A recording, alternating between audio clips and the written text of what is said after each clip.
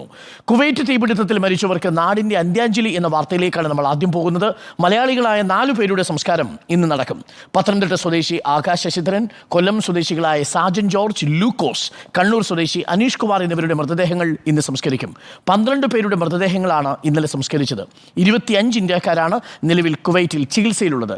ഇവരുടെ ആരോഗ്യനില തൃപ്തികരമെന്നാണ് ആശ്വാസകരമായ വാർത്ത. 31 പേരാണ് ആകെ ചികിത്സയിലുള്ളത്. ഏറ്റവും ഒടുവിൽ ആശുപത്രിയിലുള്ളവരുടെ വാർത്തകളും ഇന്നിപ്പോൾ സംസ്കാരം നടക്കുന്ന വീടുകളിൽ നിന്നുള്ള വാർത്തകളുമൊക്കെ നമുക്ക് പ്രേക്ഷകരിലേക്ക് എത്തിക്കാം. അതിനു മുമ്പ് ബിനിൽ പോത്തൻ ബാബു ഇപ്പോൾ ഏറ്റവും ഒടുവിൽ നമുക്ക് ലഭിച്ചിരിക്കുന്ന വിവരങ്ങളുടെ സമഗ്ര ചിത്രം പ്രേക്ഷകരിലേക്ക് നൽകും. Binil, very good morning. നമ്മൾ ആ ദുഃഖത്തിൽ നിന്ന് ഇനിയും മോചിതരായിട്ടില്ല. നമ്മുടെ നാടും നമ്മുടെ നാട്ടുകാരും നമ്മളും ഒന്നും തന്നെ. ഇന്നലെ തുടർച്ചയായി 12 പേരുടെ സംസ്കാര ചടങ്ങുകളാണ് നമ്മളടക്കമുള്ള ടെലിവിഷൻ മാധ്യമങ്ങൾ പ്രേക്ഷകരുടെ മുന്നിലേക്ക് എത്തിച്ചത്.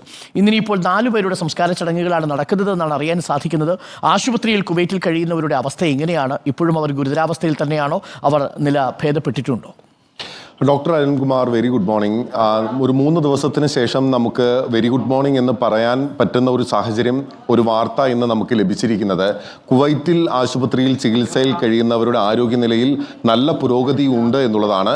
ഇതിൽ മലയാളികളായ മുഴുവൻ ആളുകളും അപകടനില തരണം ചെയ്തു എന്നാണ് കുവൈറ്റിലെ ഇന്ത്യൻ എംബസി അറിയിക്കുകയും ചെയ്യുന്നത്. കുവൈറ്റിലെ ഇന്ത്യൻ അംബാസഡർ ഉൾപ്പെടെയുള്ള ആളുകൾ ഇവരെ നിരന്തരം കാണുന്നു, ആശുപത്രിയിൽ എത്തി കാണുന്നു, ഇവരുടെ വിവരങ്ങൾ അന്വേഷിക്കുകയും ചെയ്യുന്നുണ്ട്.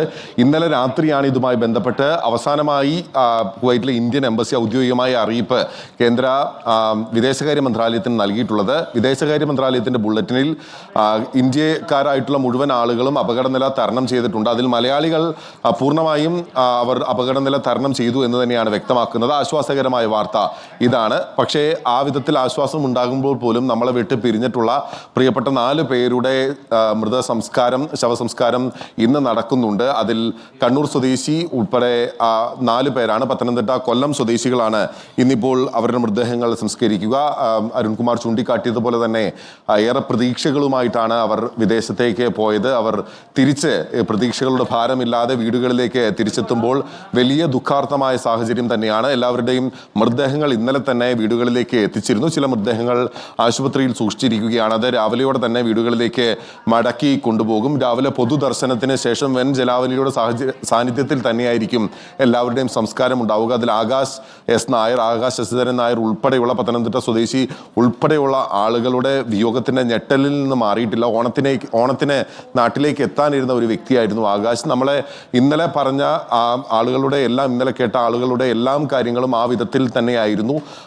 ഒരുപക്ഷെ ചെറിയ കാലത്തിനുള്ളിൽ കുവൈറ്റിലേക്ക് പോയവരോ അല്ലെങ്കിൽ വളരെ വേഗം തിരിച്ചു വരാനിരുന്നവരോ ആയ ആളുകളാണ് അപകടത്തിൽപ്പെട്ടത് എന്നതിൻ്റെ ആഘാതം നാട്ടിൽ അവരെ അറിയുന്ന ഓരോ ആളുകൾക്കും, അവരെ അറിയാത്ത ആളുകൾക്ക് പോലും വലിയ രീതിയിലൊരു ആഘാതം സൃഷ്ടിച്ചിരുന്നു. എന്തായാലും 4 പേരുടെ ശവസംസ്കാരം ഇന്ന് നടക്കും എന്നുള്ളതാണ് പ്രധാനപ്പെട്ട കാര്യം. കുവൈറ്റിലെ ആശുപത്രിയിൽ കഴിയുന്ന ആളുകളുടെ ചികിത്സയിൽ നല്ല പുരോഗതിയുണ്ട്. അവരുടെ ആരോഗ്യനില നല്ല പുരോഗതിയുണ്ട്. നോർക്ക നിരന്തരമായി ഇവരെ ബന്ധപ്പെടുന്നുണ്ട്. ഇവരുടെ ആരോഗ്യ കാര്യങ്ങളുമായി ബന്ധപ്പെട്ട് മലയാളി സംഘടനകളും. അതെ, ആശ്വാസകരമായ വാർത്തയാണ് ബിനിലത്. എന്തായാലും നോർക്ക അവരെ പൂർണ്ണമായിട്ടും സഹായിക്കുന്നുണ്ട്, അവരുമായി കൃത്യമായി ബന്ധപ്പെടുന്നുണ്ട്, വിവരങ്ങൾ ആരായുകയും ചെയ്യുന്നുണ്ട്. 25 പേരും ഇപ്പോൾ സ്റ്റേബിൾ ആണ് എന്നതാണ് നമുക്ക് ആശ്വാസകരമായൊരു വാർത്ത. പക്ഷേ